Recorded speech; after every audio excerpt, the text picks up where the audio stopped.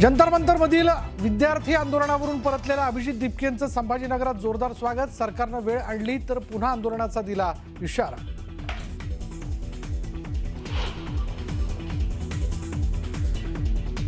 विषयी केलेल्या आपल्या वक्तव्यावर भाजप खासदार कंगना रनौत ठाम। कंगनाच्या वक्तव्यावर विरोधकांकडून टीकेची झोड।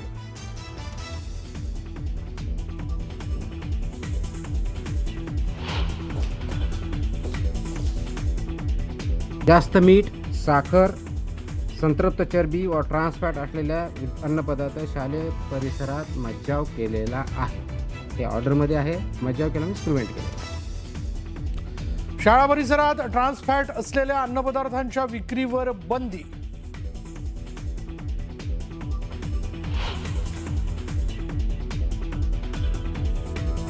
जो सदस्य के पक्ष में हाँ गए, जो सदस्य विरोध में ना गए, मेरे विचार में निर्णय हवालों के पक्ष हुआ।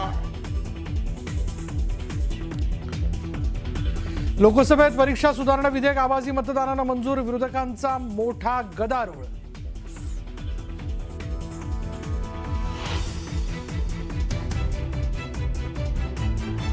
सरकार को हमारी एडवाइस है कि आप अमित शाह जी को हटा दीजिए और एक एससी मॉनिटर्ड इंडिपेंडेंट हाई पार्ट कमिटी से प्रोब कराइए। अमित शहांनी केंद्रीय गृहमंत्रीपदाचा राजीनामा द्यावा। राहुल गांधी यांची मागणी। दिल्लीत काय घडतंय याची त्यांना माहिती होती, राहुल गांधींचा आरोप।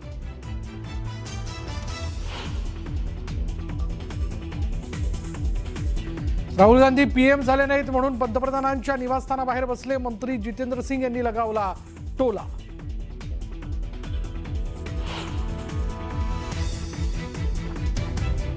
राजकथा पसरवणं हेच राहुल गांधींचं काम। ते युवकांसाठी कधी बोलतात। मुख्यमंत्री फडणवीसांनी लगावला टोला।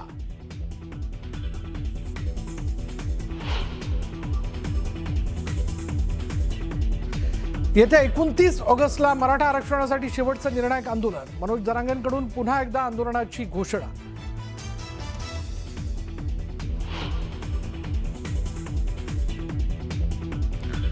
मागणी केल्यानंतर लगेच जात प्रमाणपत्र मिळतंय। प्रलंबित केसची संख्या कमी। जरांगेंच्या आरोपावर मुख्यमंत्री फडणवीसांचं स्पष्टीकरण।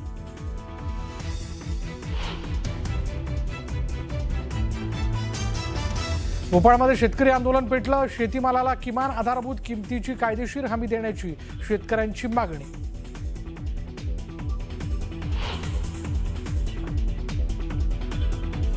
येत्या 90 दिवसात गोकुळ दूध संघाची निवडणूक घेण्याचे मुंबई उच्च न्यायालयाचे आदेश। मतदारांची कच्ची यादी प्रसिद्ध न केल्यानं न्यायालयाचा संताप।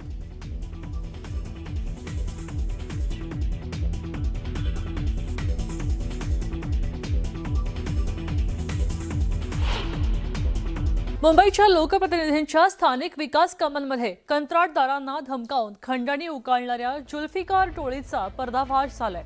मुंबई पोलिसांच्या क्राईम ब्रांचनं सापळा रचला आणि इथं 25 लाखांची खंडणी स्वीकारत असताना या टोळीच्या म्होरक्यासह 12 जणांना अटक केलेली आहे।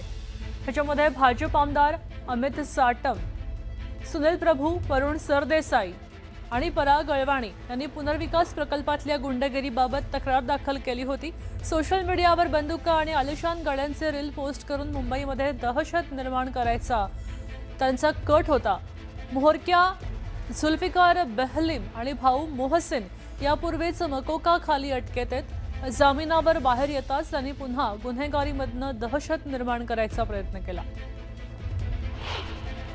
काही जे बांधकाम व्यावसायिक आणि काही कंत्राटदार आहे त्यांना काही इसम त्यांच्याकडून खंडणी मागत असल्याबाबतची तक्रार प्राप्त झाली होती आणि सदर माहितीच्या अनुषंगानं सदर माहितीची पूर्णपणे शहानिशा करण्यात आली।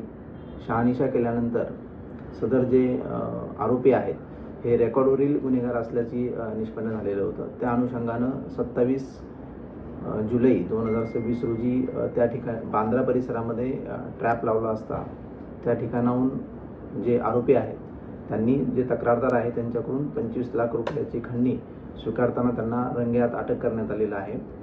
तद अनुषंगानं बांद्रा पोलीस स्टेशनला एकूण जे मुख्य आरोपी आहे आणि त्यांचे साथीदार असे एकूण 12 आरोपितांवरती खंडणीचा गुन्हा दाखल करण्यात आलेला आहे। सदर गुन्ह्याचा पुढील तपास युनिट 9 क्राईम ब्रांच करत आहे। आसाममधील पुराचा फटका केवळ सर्वसामान्य नागरिकांनाच नाही तर घटनास्थळावरून वार्तांकन करणाऱ्या पत्रकारांनाही बसलाय.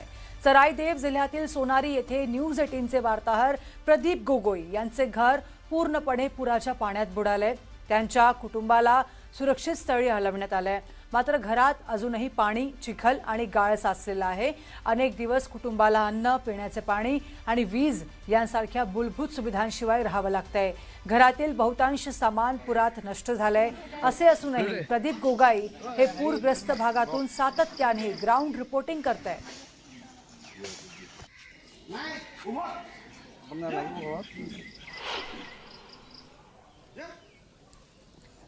आसाममधील पुराच्या तडाख्यात आमच्या आणखी एका वार्ताहराचे घरही पाण्याखाली गेलंय.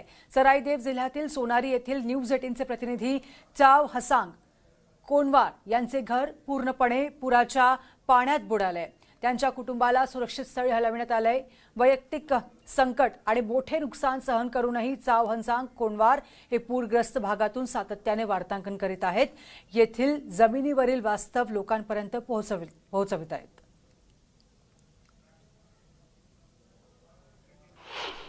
तर आसामच्या शिवसागर जिल्ह्यात मुसळधार पावसाने हजेरी लावली आहे. त्यामुळे भीषण पूर परिस्थिती निर्माण झाली आहे. आसामचे शिवसागरमधील हे दृश्य आहेत. बघा जनजीवन कशा पद्धतीने विस्कळीत झालंय. दरम्यान पूर परिस्थितीचा आढावा घेतलाय आमच्या प्रतिनिधींनी. 19 जुलाई से शिवसागर जिले में जो बाढ़ हुआ है वो बाढ़ में बहुत लोगों का नुकसान हुआ है. हम अभी एक फ्लड इफेक्टेड पीपल के घर में हों, उसका घर में जो अंदर का जो सामान है वो सामान सब बाहर में निकाल दिया है. और यहाँ में कोई लोगों का घर में ऐसे बाहर घुस के सब सामान खराब कर दिया. और ये फ्लड इफेक्टेड पीपल है हमारे साथ.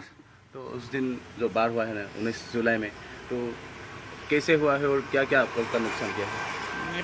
पानी का जो फ्लो है, वो पानी जो आ रहा है वो इतने जल्दी आ रहा है, इतने ज़ोर से आ रहा है कि हम लोग को संभालने का भी मौका नहीं मिला.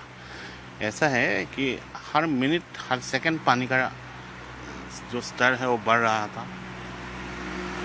बसाने का मतलब पहले तो अपना जान बचाया. सामान तो पूरा ख़त्म. घर में कुछ बैठने के लिए, सोने के लिए सामान भी नहीं बचा हुआ है ना. अभी देखते हैं क्या होगा आगे. अभी तो रेड अलर्ट फिर जारी है. जितना हो सके हम लोग अभी ढो के सामान साफ कर रहा है, लेकिन कुछ बचा नहीं है घर में. हाँ, ये है शिवसागर जिले का सिमोलुगुड़ी. और सिमोलुगुड़ी में भी बहुत लोगों का नुकसान हुआ है फ्लड में. और घर का जितना सामान है वो सब सामान ख़त्म हो गया.